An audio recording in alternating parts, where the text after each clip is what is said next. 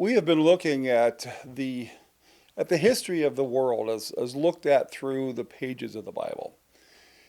And we've been here for a long time. It's been well over a year, and we're starting to wind down in the story of the Hebrew Scripture, the story of the Old Testament. Now, the one thing that is really fascinating to me, anyway, about the Hebrew Scriptures is that the Hebrew Bible actually had three endings. That the Hebrew Bible is made up of three sections: the Torah, the prophets, and the writings, and each of them have an ending. And so, as we're looking at the story of the history inside the Bible, we notice that that there's a theological ending that took place in 2 Chronicles chapter 36 that actually ends on an incomplete, or that ends on an incomplete sentence. That there is a prophetic ending of the Hebrew Scriptures, and that would be in Malachi, which would be the last of the Jews would call that the book of the 12, but it would be the last book of the prophets, and the end of the prophets. And you also have an historical ending that took place with Ezra and Nehemiah. So I want to take a look, and I want to begin today by finishing up, if we can, by closing the book on the time period of the Old Testament. And so I want to take a look at what happened in and around Palestine from the end of the written record, or somewhere around the 450s or 440 BC, which was when the walls of Jerusalem, in fact, were completed on September 22nd, 44 BC. I want to talk about up to the beginning of the New Testament record. Now, this period has been called the Silent Era. But the world events were anything but quiet. In fact, there was a lot of intrigue and political power grabbing and treachery during this time. The nation of Israel also had a brief but very powerful resurgence during this time period.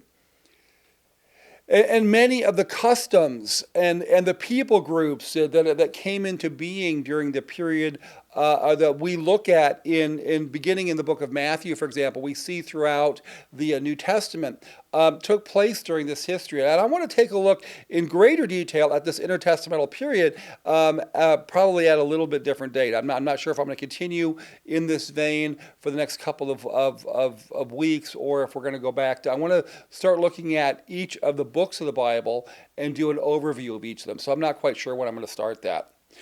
So if we're to start our study, to begin to look at this, we need to begin and remember back to Daniel chapter 2 and Daniel chapter 7.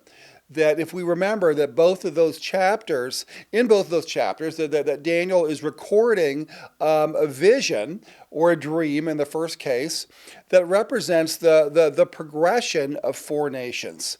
The Babylonian Empire, which ruled from 606 to 539 BC, followed by the Medo-Persian Empire from 539 to 331 BC, and then the Grecian Empire from 331 to 146 BC, and then finally the Roman Empire from 146 BC, and they actually lasted in the West anyway until 476 AD.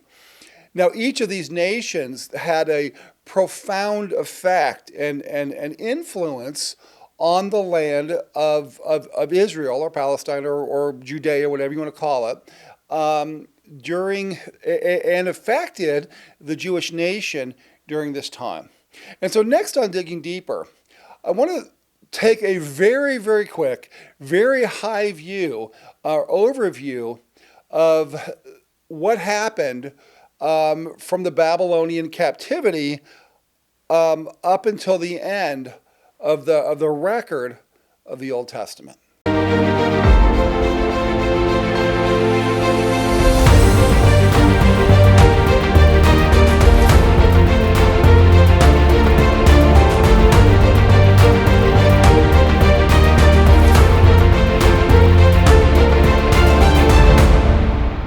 Now we need to start with a little bit of an overlap. So I want to talk about the Babylonian rule. This took place from 605 BC to 539 BC.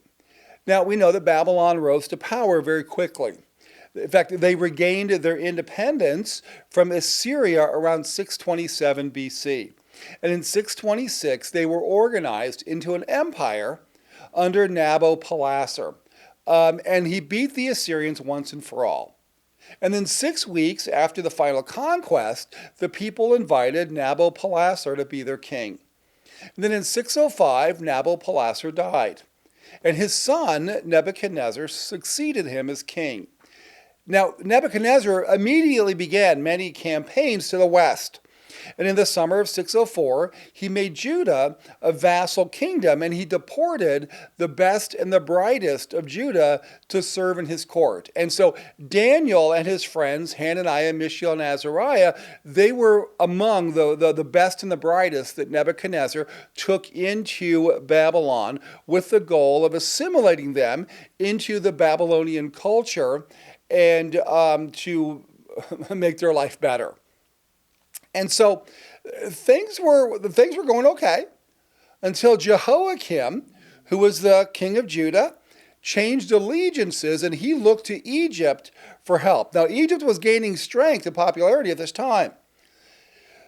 Problem was, Egypt was beaten by Nebuchadnezzar at the Battle of Carchemish in 605 BC, and so Jehoiakim was aligned himself with the wrong king.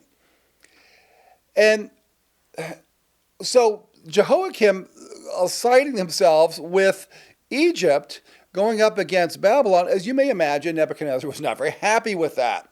And so, in fact, he was very angry. And so he came back against Judah, and he went to put them in their place. And we find that recorded for us in 2 Kings chapter 24 and chapter 25. We also see that in the book of Jeremiah, for example.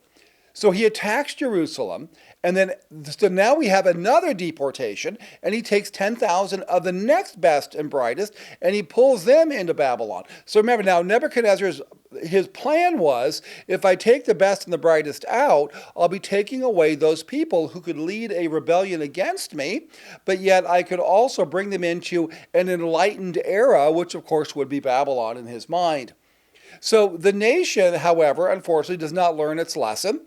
And so Judah still attempts to break free. Now this is against God's warnings to the prophet Jeremiah. And in 586 BC, Babylon again attacks Jerusalem. And this time, Nebuchadnezzar completely destroys Jerusalem and ransacks the temple. And all this is explained for us in the book of Lamentations. So Babylon held power for a relatively short period of time. Remember, in Nebuchadnezzar's dream with Daniel, it was the head of gold. So it shone brightly, but it didn't shine very long. So after Nebuchadnezzar's death in 562, the nation started to decline. And his son-in-law, Nabonidus, eventually became the king. And in 553 BC, he leaves Babylon to build a commercial center elsewhere. And at this time, he co-rules with Belshazzar from 553 to 559. And now Belshazzar was Nabonidus' son. And under Belshazzar, the nation floundered. And in 559, Cyrus of Persia destroyed the Babylonian Empire. And so now the Jews who were in captivity in Babylon, now they find themselves under a new rule. They find themselves under the Persian rule, and the Persians. So as we begin to look at the Persian rule, we know that Charles Pfeiffer, in his book Between the Testaments, states that the Persian Empire came into being as the direct result of the efforts of one man, Cyrus. Now, of Cyrus's background, we actually don't know very much. His father was called Cambyses, and the ancestry of his mother is completely unknown. Now, tradition makes her the daughter of a Median king. Of course it would. And the story was probably invented to make Cyrus appear as a legitimate monarch of royal Median ancestry. But the point is that Cyrus inherited the small kingdom of Anshan, which was a tributary to the Median Empire. And so Cyrus took this small kingdom and he turned it into an empire.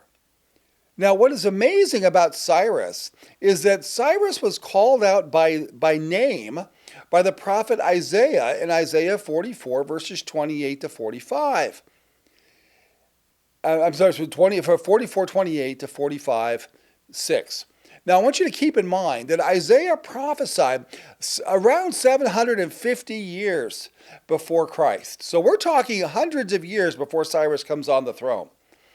And so in order to call the ruler who would allow the people to return was nothing short of miraculous. And again, this shows us that God is capable of giving us history before it ever happens. So when you think about God putting out prophecy and telling what's going to happen, it's not that God hopes it'll happen. It's not that God wishes it will happen. The thing is that God knows it will happen because God is the God who is in charge of all of human history. So Cyrus captured Babylon in 539 BC, and he captured it without a fight. And Persia became the major power in the region and controlled the land that we know of as Israel. Now, Cyrus believed that, whereas Babylon believed that we would bring people in from where they were, bring them in to bring the best and the brightest, teach them how to be good Babylonians, and if we did that, that they would not rebel against us. Their whole view and their theory of controlling other people was to have them be assimilated into the Babylonian culture, and that's what we're experiencing in our world today. The kingdom of the world uses the same format, if you will, the same philosophy that Babylon did. Shouldn't surprise us. But the Persians, however, they had a little bit different understanding.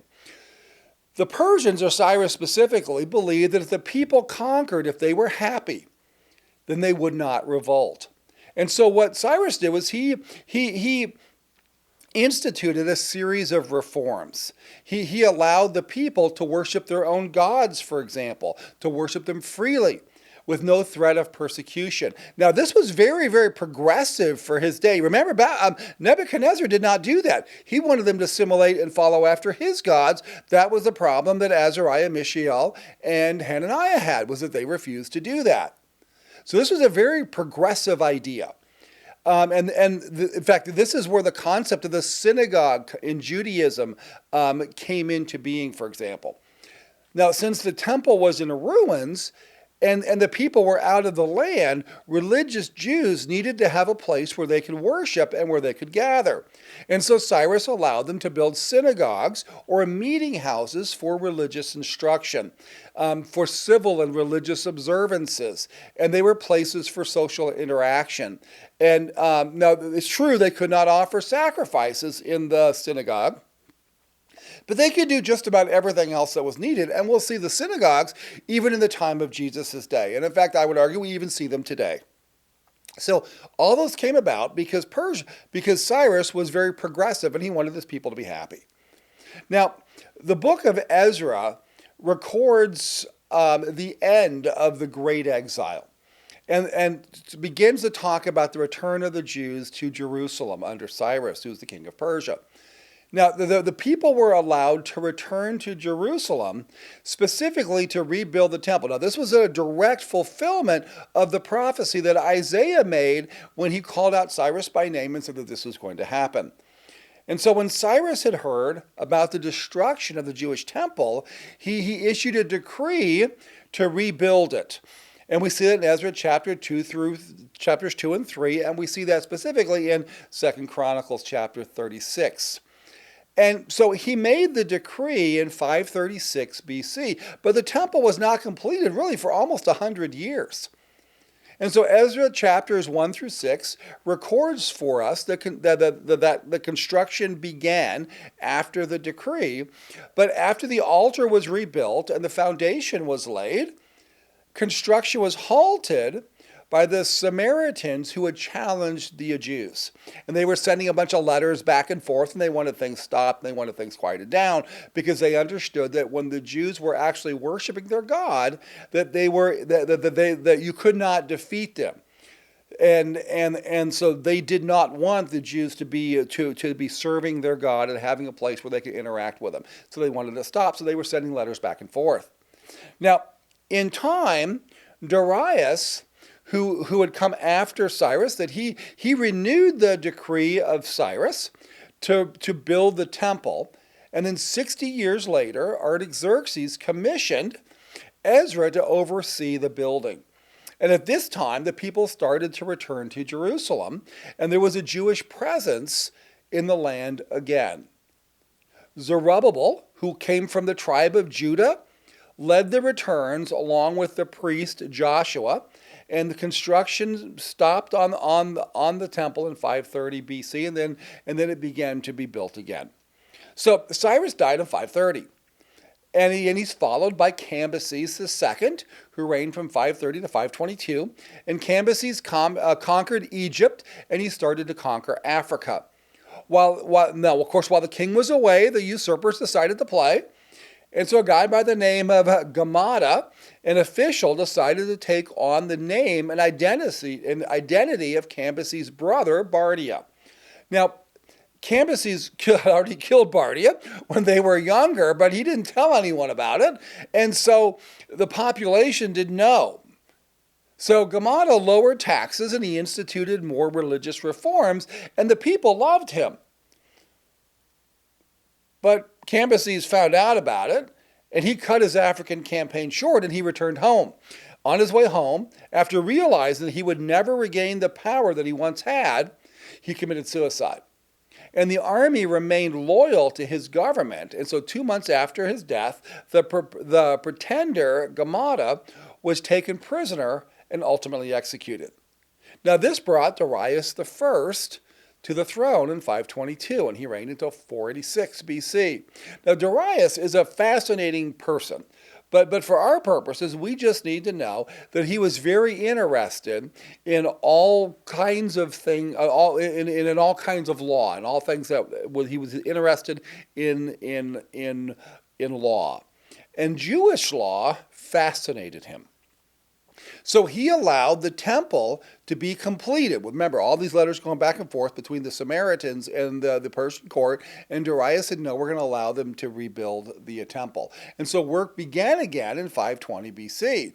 And then God raised up the prophets Haggai and Zechariah to stir the people up so that they would be able to finish the work that Ezra had begun. And all of this, so when Darius died, he was succeeded by his son, Xerxes, who reigned from 486 to 465. Now, Xerxes is the Ahasuerus of Esther, if you're reading your King James Bible. And he was a very strong king who shored up some of the little uprisings in Babylon and in Egypt. But Greece was a problem. So he went down to Greece and he attacked them in 480. And he loses at the Battle of Salamis. Now, the important thing about this is that what Xerxes was, he was so sure of his victory that he threw a victory party before he went to battle. And of course, that's always a problem. You always got to play the game, right? So Xerxes did not do that. So he threw this victory party, and it was at this victory party that we find the events that begin the book of Esther. And so then he goes down against Greece. He gets kicked in the battle of Salamis. And so, but it was at this victory party before the battle that Vashti, we find out, the queen doesn't want to be ogled by the men going to war, and that's what causes her to be demoted.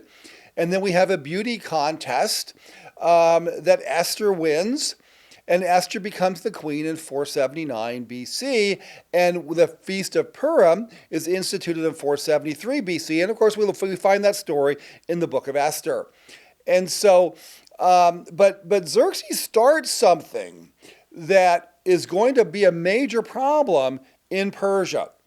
So after Xerxes dies, his son Artaxerxes, who was the Artaxerxes of the book of Nehemiah, he commissioned Nehemiah to rebuild the walls of Jerusalem, and he begins this on September 21st, 444 BC, and he finishes 52 days later.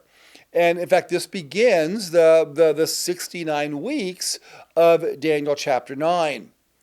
So That's what's going on in the land. But there's something else that's going to go on that's going to affect the people of the land, that's going to ultimately affect what takes place at the time of Jesus. And that is that from the time of Xerxes, Greece becomes a thorn in the Persian side. Now, again, all of this we talked about in Daniel chapter 11. So there's nothing in here that is new. All of these things are things that Daniel said was going to take place when he had that vision in Daniel chapter 11. But Xerxes starts to fight with Greece. He's fascinated with Greece. He is absolutely determined to put Greece under his rule. And the problem is that they can never fully control them. That Greece they were the problem child. They were not consolidated. They were a group of city-states, and they didn't always get along. And we see that with the stories of the Grecian wars with Athens and others. But they would come together to fight against a common foe, and Persia was that common foe. And so from 423 to 331. Almost 100 years, we find that Persia begins to decline because they continue fighting against Greece, and it never works out for them. And so in 358 BC, Artaxerxes III ascends to the throne. In fact, he killed off all of his relatives, and he began a campaign against Egypt, who had once again rebelled. And in 351, he failed to drive out the Egyptians, and so in 343, he finally reconquers Egypt. And in 358, he was poisoned by a trusted friend by the name of Bagoas. Now, Bagoas chose the cousin of the dead king to succeed him, and Darius III became the king of Persia in 336 BC. Now, Bagoas, he didn't choose very wisely. He didn't want to be the king. He wanted somebody else to be the king so that he could rule him. The problem was he didn't choose very wisely, and Darius, of course, didn't trust him, and so he had him poisoned. And so Darius III became king of Persia the same year a young man by the name of Alexander ascended to the throne in a faraway Macedonia with the commission from his father to make war upon Persia. And so it was during this time that the Samaritans began to be a problem in the region of Palestine, as more pure Jewish people came into the region. And so we have the difference between those who stayed behind and intermarried with other people groups began to become a problem. And then we're going to see how they dealt with that. And we even see that in Jesus' time, where you have the Samaritans who were looked down upon by those who were purely Jewish. And so we're seeing a lot of the problems that take place and that show up in the New Testament. This is where they came from. But Alexander comes to power. Now, Alexander is the son of Philip of Macedon. And so we have the Grecian Empire from 331 to 143 BC. But he comes to power in 336. And now Philip, Alexander's father, absolutely detested the Persians. He tried to raise up an army to battle them, but he failed.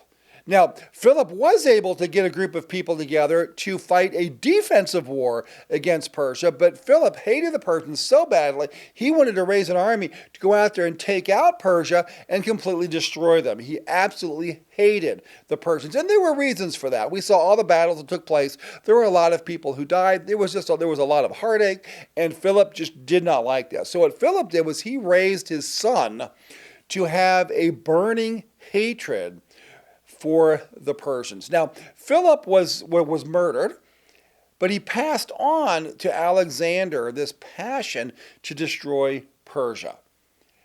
And so after Philip died and Alexander came into power, Alexander didn't waste that much time before beginning to prepare to go to war against Persia.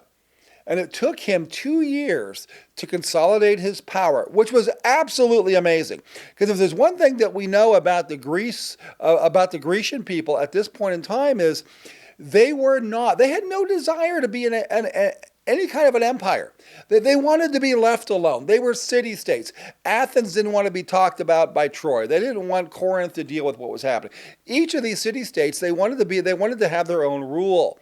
And they had a form of government that was much more pure democracy that doesn't work in any kind of empire or anything that's large, but it works out pretty well in something small. So here in America, for example, we have what's known as a representative republic. And so we do not have a pure democracy because it would be completely unwieldy with 300 and some odd million people. There's just no way you could pull this off. And so the states have a lot of control and they come together, for example, to elect a president. That you win the states send their electors over, they elect the president. We just went through that. So, but in Greece, everybody had a say. And when you're in a small city-state, that makes sense. You can do that.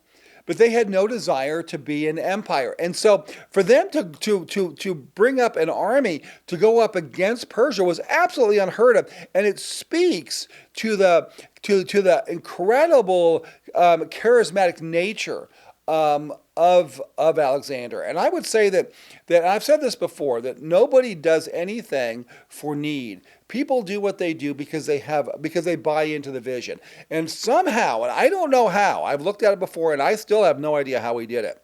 But Alexander was able to instill on the people of Greece a passion to destroy the Persians. He was able to give them a vision of what this would look like. And like I say, I can't find a lot of examples of how he did this, but I do know that he did. And so Alexander starts a campaign, or a series of campaigns, offensive campaigns, against Persia. And he begins in 334 BC. And in 334, he took control of Asia Minor, which we know of as modern-day Turkey, at the Battle of Granicus in 334 BC. Then he took the east at the Battle of Issus in 333. And then he destroyed completely the city of Tyre in 332, which was prophesied for us in Ezekiel chapter 26, verses 12 and following. And then he deals the final blow at the Battle of Gaugamela near Egypt in 331 BC. So Alexander was able to get the Grecian army together, go up against Persia, and in a series of battles, he systematically destroyed the Persian Empire. And the point is this: Greece could not be stopped. They were like a hot knife going through butter. There was nobody that could stand against Alexander's army. And as long as Alexander was leading, they were absolutely unbeatable. However, Alexander died in 323 BC at the age of 32 years and 8 months. And so it's speculated that he died maybe from some sort of AIDS or from complications of alcoholism. We don't really know, but we know that he died. And when he died, he left no suitable heir. And so his kingdom was divided into 4 parts. And we talked about it. Daniel lays this out for us in the book of Daniel in chapter 7, verse 6, and in chapter 8, verse 8, and chapter 11, verse 4. It's all laid out for us. So the division of the kingdom took place from 312 to 301 BC. And so we have Ptolemy, the general. He took over Egypt and Palestine. He became the king of the south. Seleucus took Phrygia and Syria up in the north, and then Lysimachus had Thrace and Bithynia, and Cassander had Macedonia. So only Ptolemy and Seleucus matter to any discussion that we have of the scriptures. So Ptolemy and Seleucus, they did not get along. And we know that Ptolemy controlled Palestine, which happened to be in the middle of these two kingdoms. And if you wanted to go from one to the other, you had to go through the nation of Israel. I'm going to call it Palestine for lack of a better term. That's a Roman term. I understand it, but we understand what's there. So Syria would have to travel through the land of Judea or Palestine in order to battle Egypt. And so on the way, they would practice their fighting on the helpless Jews. And then when they would lose to Egypt, they would take out their frustration on the helpless Jews on the way back home. And this happened 4 times. Until finally in 198 BC, at the Battle of Panias, the north, or Seleucus, finally gains control over Judea. Now, there's a brief period of peace in Israel at this time. And Syria begins to fight a new kid on the block from Italy. And it gets absolutely kicked in the teeth. And in 191, Antiochus III signs a peace treaty with Rome after losing the battle at Apamea. Now, Syria is now a vassal state of Rome, and so things are cool in Judea until 175 BC, where Antiochus IV, also called Epiphanes, comes to power. And he decides to make himself a god, and he calls himself Zeus, and he goes to war with Egypt in 168 BC. Now, this is important because it's a foreshadowing of what will take place when the Antichrist comes to power. We saw that in Daniel chapter 11, verses 31 and 32. Now, he loses in Egypt, and on the way back through Palestine, and after the second fight in 167 BC, he desecrates the temple. And then on December 16th, 167 BC, the temple became a worship place of Zeus. And swine flesh was offered on the altar of burnt offerings. And that began what we know of as the Maccabean Revolt. So in 166 BC, an old priest was told to offer sacrifices to the pagan god, and he refused. And so a young Jew went to do it for him. Now Mattathias, who was this priest, was so enraged that he killed the apostate Jew and the Seleucid administrator. And then he and his sons led a rebellion to clean up the nation. Now Mattathias died in 166, and he was succeeded by his son Judas Maccabeus. And he lived from 166, and he was reigning from 166 to 160.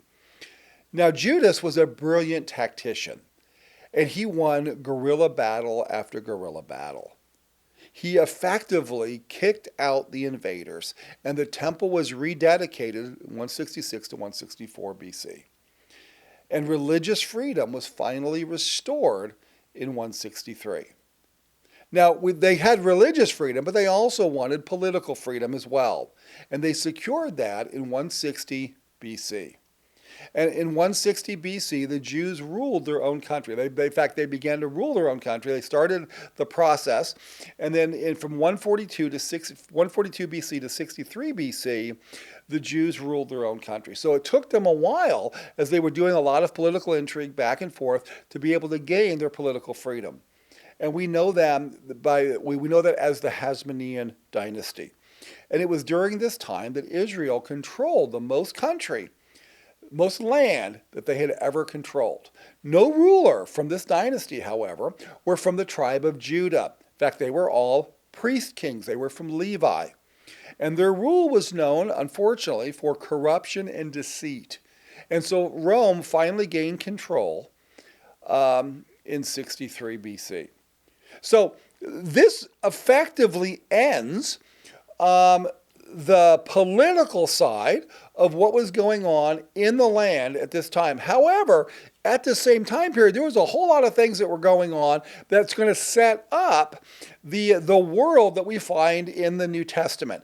And that's what I'm going to talk about that next when we gather. What were the other things that were happening in that time period that was setting us up for the events that took place in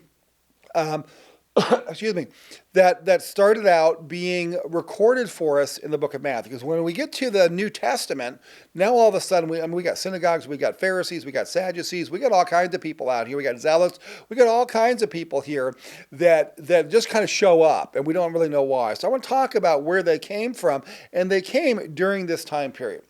So I know that dates and political powers and intrigues and all that are not always exciting.